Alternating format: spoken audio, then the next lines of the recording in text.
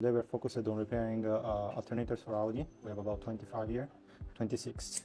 And this is the work for today. So the first thing we are going to do is checking why they come back. Some of them have been repaired before, like this one, and they come back for repair again. And some of them are actually coming out of the car, these ones with the cover. So we're going to take the first one over here. This one came back from repair. We're going to check what's wrong with it. Okay, so what do we do with the alternator? First of all, we connect it to the platform. So this is 48 volt ground and 48 volt power. This is the power supply of 12 volt plus the CAN wires. It's all connected to this platform over here, and we have an OBD cable connected to it. First test is to just let the platform turn, let the alternator turn. So over here, if the alternator is in good state, we should have it turning around. So when we press the command, if nothing happens, then this means that the alternator is broken. How we double check that? With a diagnostic tool. So on our diagnostic tool, first of all we select Audi, manual, A8, 2019, okay, full system. We go to the module of alternator, which is CC, starter generator. And then we can read the DTC. As you see, we have a lot of DTCs. But the main one is this one over here, faulty control module. If we remove all the errors, you will notice this one will stay. Faulty control module.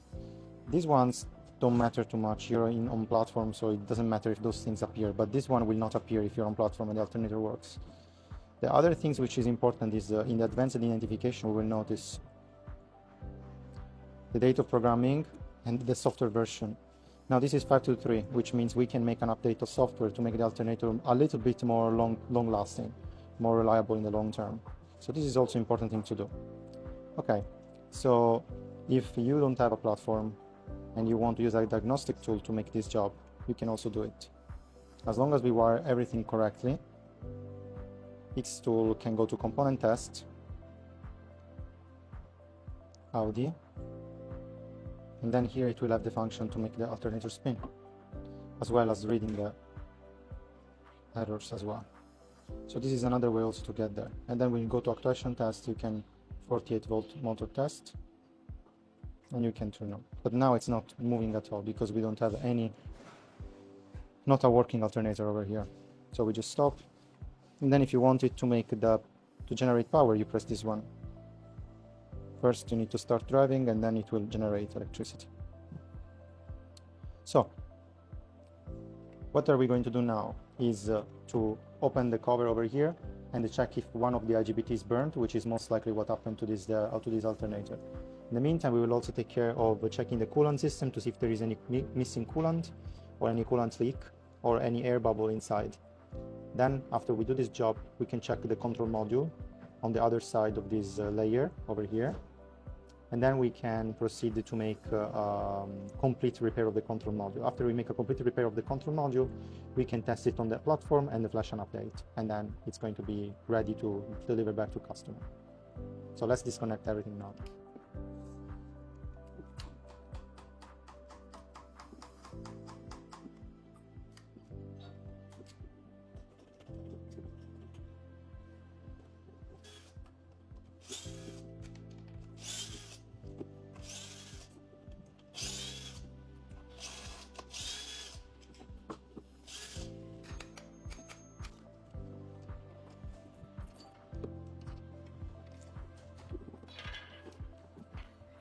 As you see over here, there is a burnt IGBT.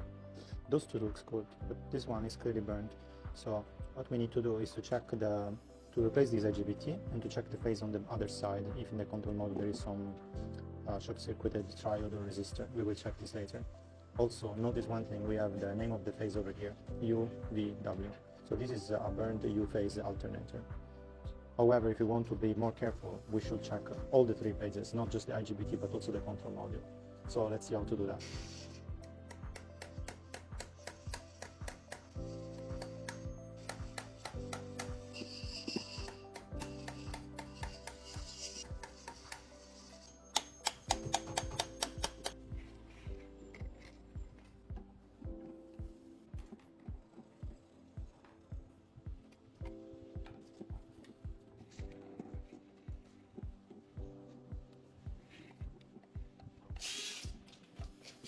This sensor you need to be careful about because it's easy to break it when you disassemble this cover. This is a temperature sensor. If it's disconnected, it will be best. If you remove it now, it will not bother you later, and then when you need to install it back, you just put it back, that's all.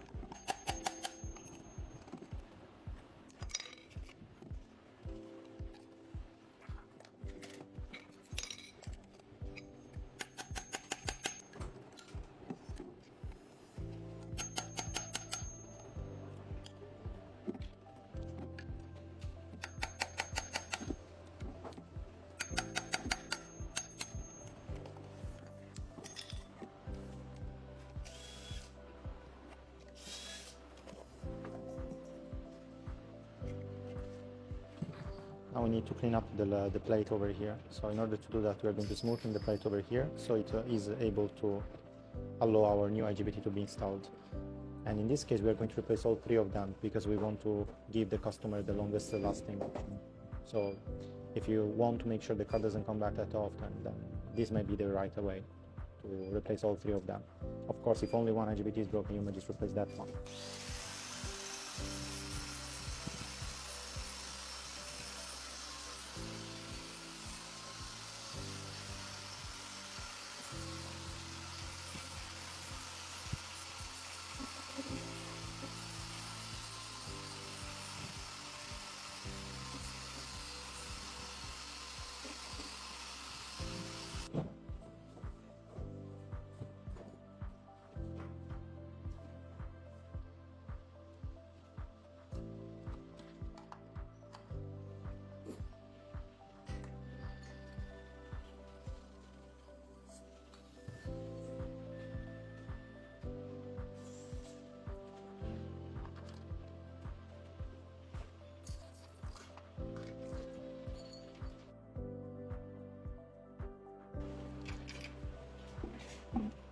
So just like we showed before, we have three phases, U, V, W, and these are the respective points. This is phase U, this is phase V, this is phase W. So since the one which is broken is phase U, we will see here there will be problems compared with here and here. So an easy way to check if the alternator module has broken components is to use a multimeter and compare each component against the other two good phases. For example, we want to compare this capacitor, then we can double check this capacitor versus the same capacitor over here. And if the capacity is different, then we double check as well with the other phase over here and see that, oh, okay, those two phases match with each other, this one is different, so this capacitor is clearly broken. The same thing applies to other components as well as resistors, triodes, diodes, and everything you may find. Then the other important component is over here is the CPU, which doesn't need to be touched in most of the cases, so you don't need to worry about it too much. Now, our next step, since we removed 3 IGBT entirely, is to check each phase one by one, knowing that this one will be the one with problems, but checking also those 2 just in case, because we are replacing all the IGBTs, so we may as well check the entire board. So usually the ones which get broken are these ones.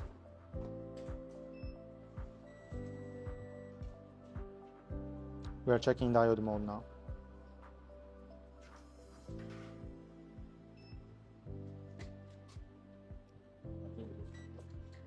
So this one is broken.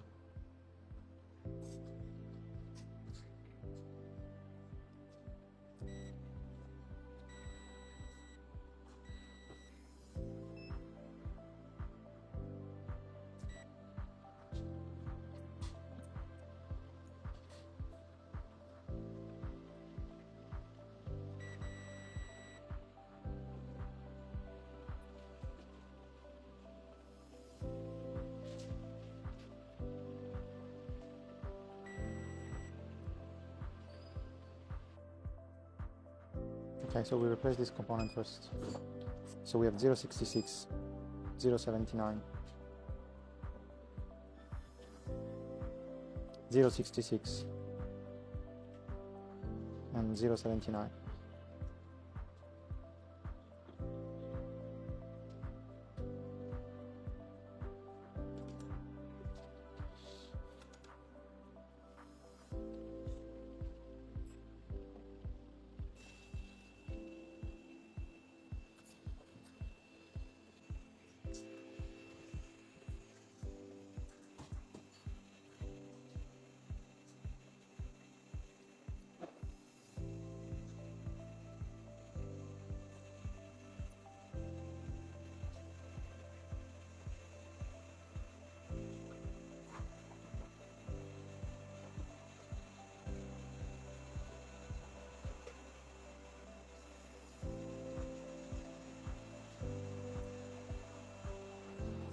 We have removed 10 components in total over here. We replace all of them, even the ones which are not broken, just in case. Actually, the only broken ones are 2 in this case.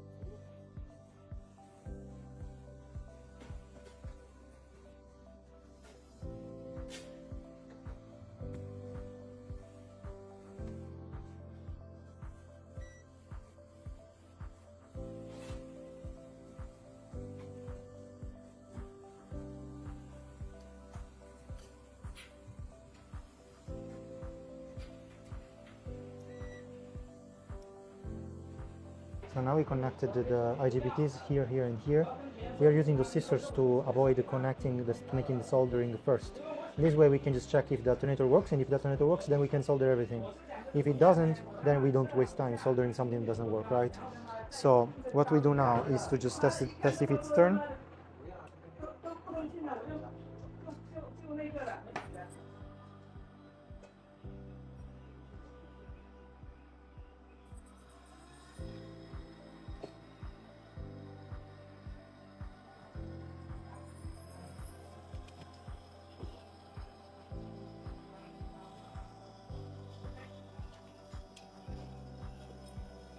Okay, so alternator looks good. Let's check the TTCs.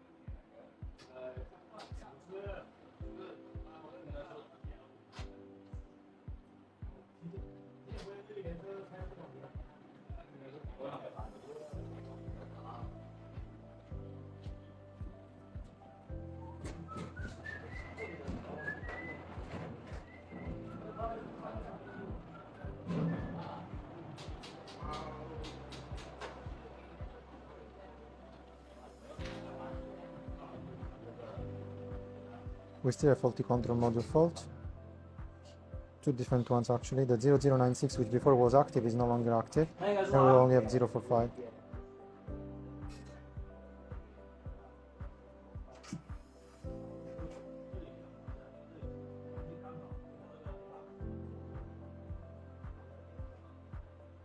Now we need to finish resoldering the parts, and then we can update by FRF on this platform exactly to the latest software version.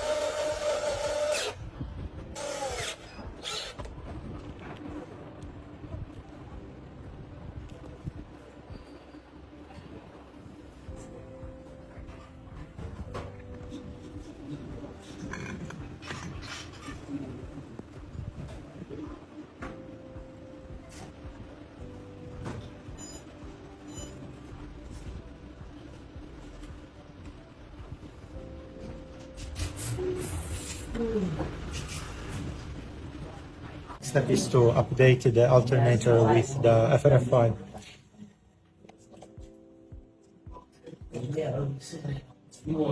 We turn on the alternator so it starts to turn.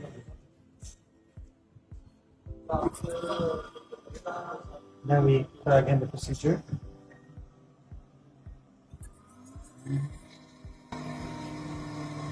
And we go to start flashing. Yeah.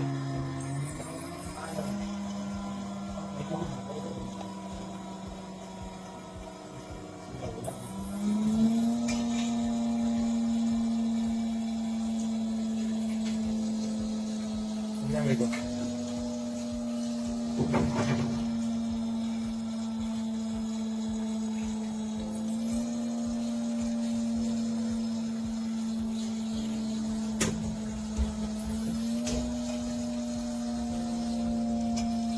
If it doesn't work, just try again.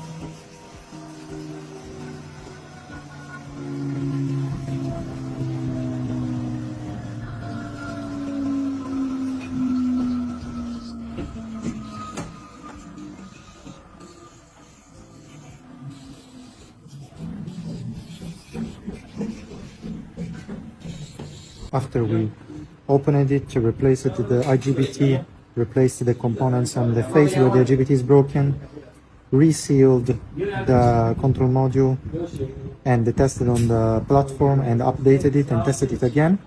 Now what we need to do is just to install it on car, and after installation on car we need to make sure that the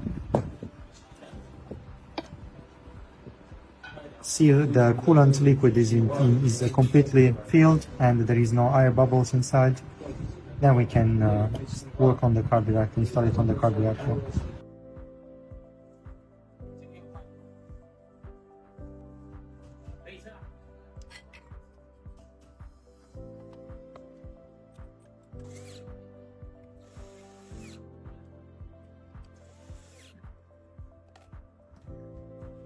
These are the different types of IGBT we can find. This is original IGBT from Audi. This green one and this other green one are two different brands. We can check them. Both have been used by us, as well as the blue ones, which is this and this type. In general, this one is the cheapest and it's very stable quality. Those three are decent quality, we also use, but the price is much more high. So that's why we usually supply this one instead.